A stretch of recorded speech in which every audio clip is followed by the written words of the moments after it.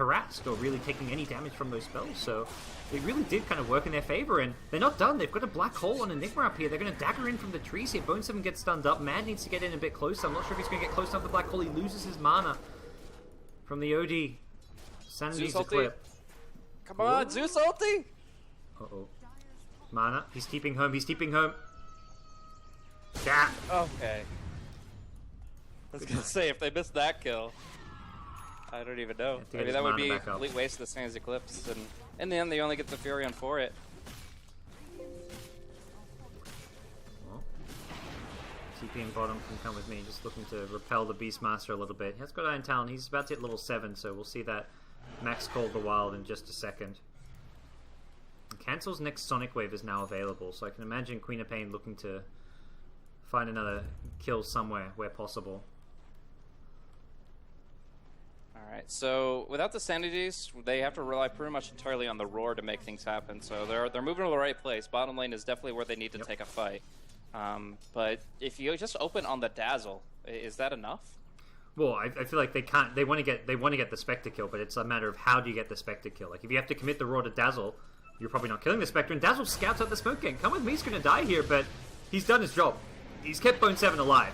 Mad's TP'd in, has a black hole, but he's going to take the Roar. This is maybe not the best fight for Kaipi as a result. Mad, Sonic Wave is there, don't get the chance of black hole, but that extreme Sonic Wave from Cancel. He annihilates the side of Team Empire, gets himself and his team 4 kills in return.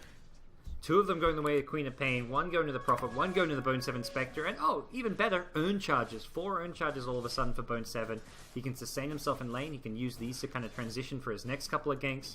Oh boy, was that a great TP rotation. Cancel coming up big there.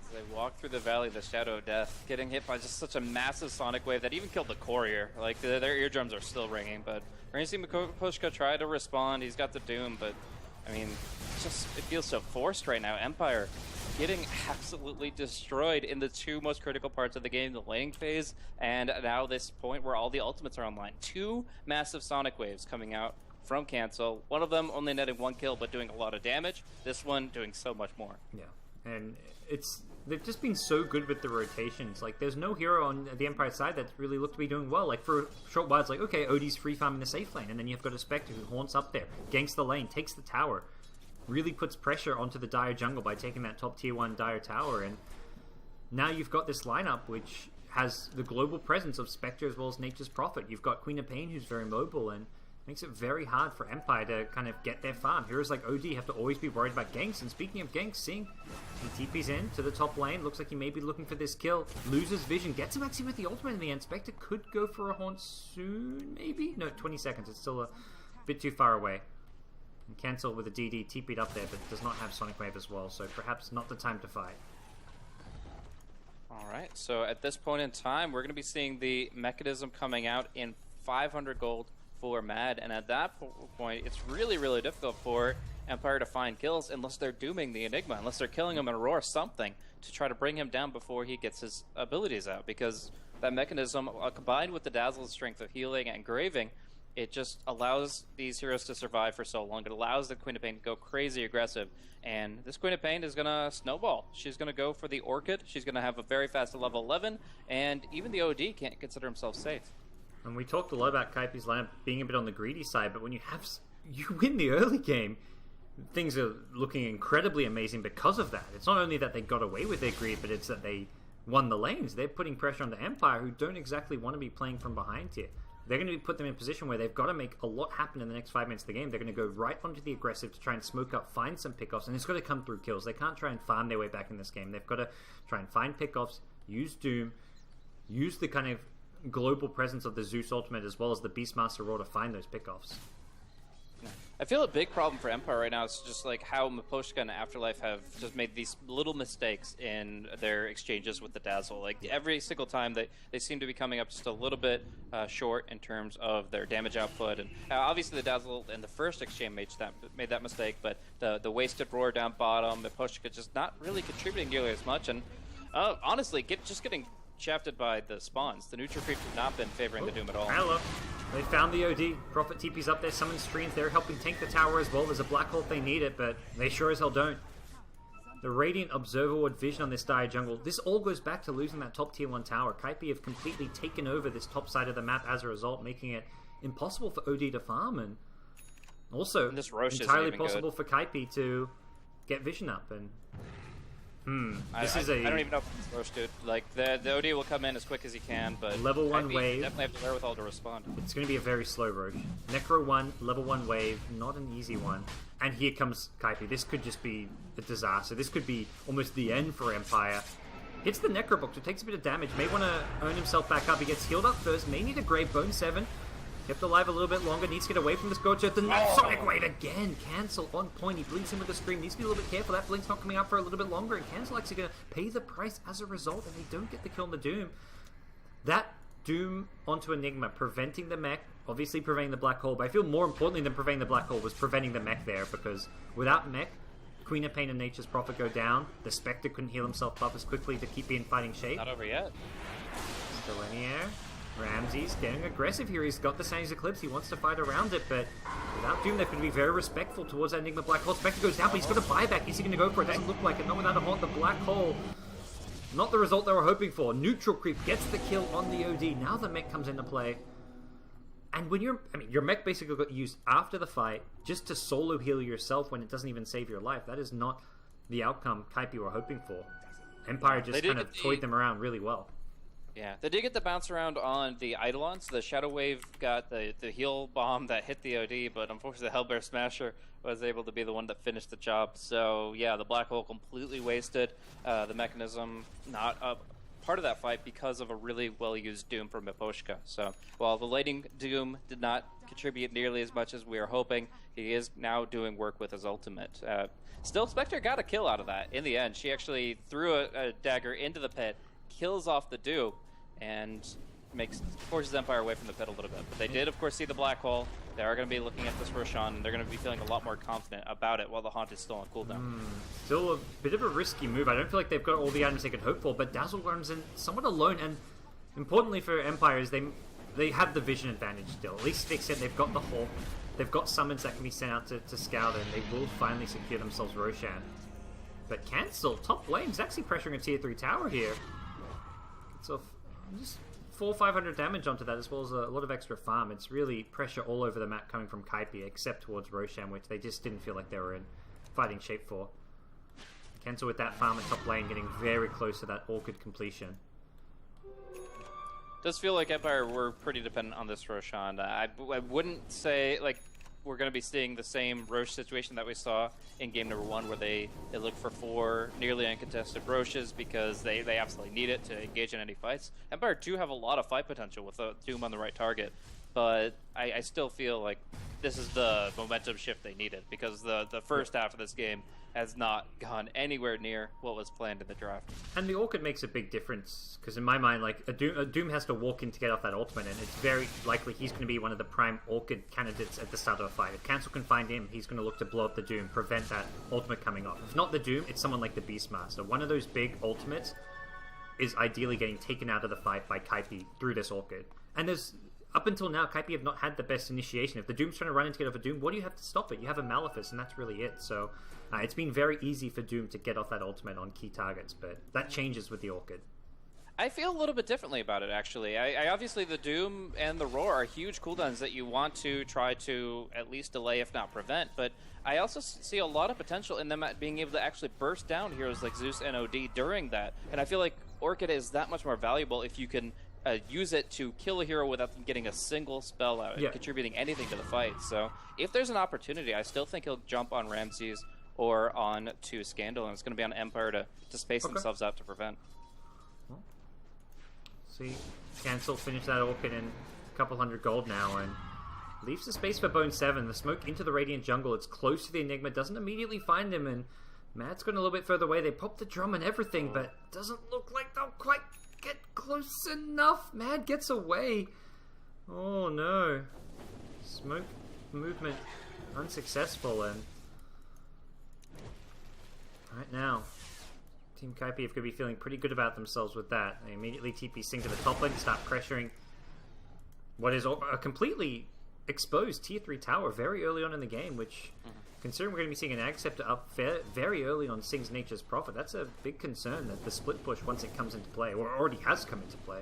Yeah, and I don't think that Hag's Profit was a consideration for Empire's draft. They really didn't build themselves up to deal with that kind of threat, because it doesn't make sense logically to when you're worried about the Spectre and the Enigma getting large item progression and being able to take it mid to late game. You're not really considering the Prophet getting 4,200 gold in the mix of that. So, yeah, they don't really have a great answer to it. Arc Lightning is pretty much the best they have, and it might really reshape how they have to position themselves on the map.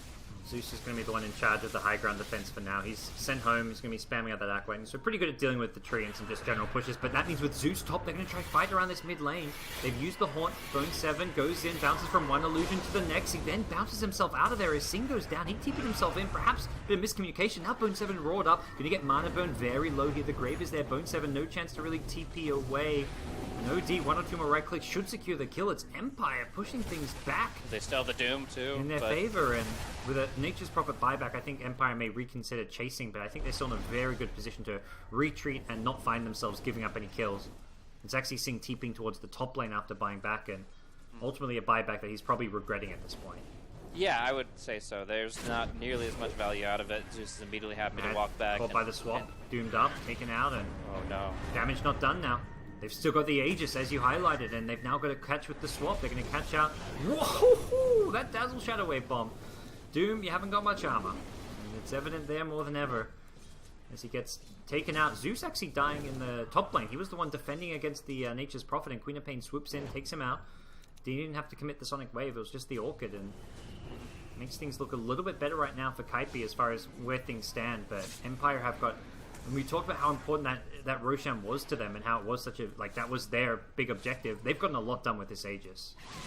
Most certainly, but obviously losing the top lane and the Doom just accidentally like that, it does kind of turn against them a little bit, where it was very clear-cut an Empire victory. Now it's a bit of sour grapes, but we'll see. Some items come out nevertheless. Atos up for Ramses, and actually going to be seeing that pipe progression again for Mad. The Aegis is about to expire, so... Let's be a little bit careful here. We'll be regenning soon, but could we see that jump in, cancel out the regen, kill him off, but no one in position to do so. Cancel smoked up, and Kaipi were preemptively smoked even before the Aegis expired, very much to play around this timing. They want to fight, they want to find a pick off, and Odie is pushing up this top lane. He may be on the receiving end of the skink. They show the Spectre bottom, they show the Nature's Prophet in the mid lane. Will they catch the OD? I say that as there's also a counter gank going towards the Spectre at bottom lane. Spectre, is he going to get in top lane? He did not get the roar off on bottom, and it looks like, yeah, they will get the kill on Stalenia. Yep, they bring him down. Spectre, where did he go? He's going to be in the middle of a black hole that's killing off the Doom. 3 dead, nothing in return. Beastmaster was just... Did they take racks off this? I believe so. No buybacks on anyone but Doom. Oh my gosh, I mean... That was so close. Beastmaster was like a second late to get the roar on Spectre. If he roared Spectre, I think he just solo kills Spectre with Necro 3. Advantage was there too, so you get the Magic Missile Wave of Terror. That is guaranteed a kill. No Spectre in the fight, no Haunt in the fight. He wasn't even haunting to avoid the gank. He was haunting to go top to get the kill, so it was very much a bit of like bad luck from Team Empire, although perhaps you could kind of talk about the OD going out of position with as many heroes missing on the map, but as far as the play at bottom lane, that was exactly the right thing to do for Team Empire. What is this movement here? Like Bone 7 and Come With Me circling 3 times over. Now the Doom finally comes out onto cancel, and they're just going to try to back off on that. It's not going to be Rax, it's going to be just a tier 3 tower for now. The chase is on, doesn't look like they'll catch cancel. He's hugging the tree lines, trying to use the Fog of War as effectively as possible. Mad Mech Complete almost has a pipe as well. Raintrack surviving on 9 HP. Not too big a deal. Gives you a nice chunk of gold at this stage of the game for Kaipi, but they can come back for it later. The Eidolon's actually going in. Can they get it? 1 or 2 right clicks, they do! Enigma! The hero Eidolons will die for the greater good as they bring down the first racks of the game here. 21 minutes, 50 seconds in. Yeah, and they're walking away with an Observer Ward up there, so Sting can do even more work with the Rat now that he's got the Aghanims up and he's got the vision, so that he knows if it's safe to make that move. And anytime Empire show out on mid or bottom lane, Sting's going to be immediately top and know exactly what he's up against. I think at this stage of the game, we talked about Empire having a lot of room for error. Now we're at the point where there isn't much room for error. You lose a fight, you will lose a lane of racks. And if you make a small mistake, the global presence of heroes like Spectre, Nature's Prophet will punish them really hard. So you have to be very careful about how you play things now that you're playing from behind. When you're ahead, you can make errors and just kind of play. Things are very open as far as how you want to play things out. But right now, you've got to play a flawless game if you're Team Empire. And we still have a couple good offensive awards from Empire. They've got the Hawk out as well, so they can still play really well on the Radiant side of the map. Interestingly enough, it's actually advantageous for Kaipi to play on the Dire side and Empire to play on the Radiant side right now in terms of positioning on the map. But we do see Cancel essentially just waiting for his opportunity. Lightning Bolt doesn't see it, it does, but maybe they won't expect the Queen of Pain blinking in with the Orchid. They won't have to because... Yet. And this is not just the Queen of Pain, there's always that Spectre Haunt. But perhaps not sure how many heroes are there, and there's importantly a Vengeful Spirit with the swap to save him behind. He's gonna get gone on, but I think Venge will die. Well, if you time the Haunt, it may be after the swap, and we could still see the kill. We'll see how things kind of play out there. Bone 7 in position. It looks like he just picked up an ultimate orb, so we'll be going for the full Manta, not going to go for any kind of Radiance build here. It's interesting, like, Cancel spent so much time and effort getting here, and it feels like that's the opportunity he was looking for making that move, but... just the lack of information. He's scared, you know. It's the Beastmaster missing. If Beastmaster had, like, shown in bottom lane, I think he goes for it, but when Beastmaster's missing from the map, you've got to play somewhat scared. They now do see him. Tree into the bottom lane, pop out, see the Beastmaster, see the Doom, and that's the information Kaipi really need at this game, is where is the Beastmaster? He's the one with the highest, like, kill potential on the side of Empire right now. And of course, Roche going to be respawning in a minute and a half. So far, Empire doing really well at covering any kind of ward coverage coming in from the Radiant side, as they do have the Lightning Bolt action. They could also pick up a gem on the Beastmaster if they really wanted to prioritize it. But right now, there's no ward vision across the entire map for Kaipi. They really need to make sure that they get some wards down with their next smoke or next rotation, because this next Roche could give Empire again the foothold they need to stay in this game. It's really been a series of Roches. I mean, going back to both Game 1 and Game 2, I feel like Empire took like something like 5 Roches, at least like 4 Roches in Game 1. Game 2, again, really taking advantage of being on that Dire side. And it's Kaipi who preferred to be on the Radiant side when they've had the choice, but we've seen game after game Empire drafting around, to some extent, the Roshan. And right now, Horn coming in, mid lane. Delenia could be in some trouble here. They're going to commit the Sonic Wave for this one as well, and keeping... in is the Nature's Prophet. Now the Zeus ultimate goes flying up, but the Mech, the Pipe are both there, and this is going to block a lot of this damage. The Roar comes out on Mad as well as the Doom. That's a big commitment just for one hero. They should be able to get this kill. He gets graved up, but now that won't keep him alive for good, I can only imagine. Sing on the Nature's Prophet. King R wants him. We'll get him, though. Maybe a death that could have been avoided despite how low he was. The blocks onto the Vengeful Spirit could see a return kill coming out from Bone 7 on the backlines. It's Queen of Pain taking out Beastmaster, and despite Sing going down, still a very convincing win, and the Enigma surviving. He got healed back-to-back over and over. Shadow Wave, they actually got him away from the Necronomicon creeps, and they just keep on healing him. He drops down to double-digit HP from the Doom, but he survives through it all, and he can use the Soul Ring to continue his offensive. We'll be a little bit limited on mana for a full Black Hole. We'll have to see what he decides to prioritize. I almost feel like he may just prioritize the Pipe and the Mech because of the fact that you can't necessarily rely on the Black Hole, but he's been Arcane's boots back up. His mana pool's starting to rebuild itself, and they're chipping away this melee racks, but decide it's not the time or place to commit to it, and they will back off, take their spoils, and leave. Bone 7 getting a little bit more farmed as a result. Manta style 700 gold. Not the most farmed Spectre, but a Spectre very much in fighting shape. He can offer a lot to this team, even if he isn't that most farmed carry in the game status.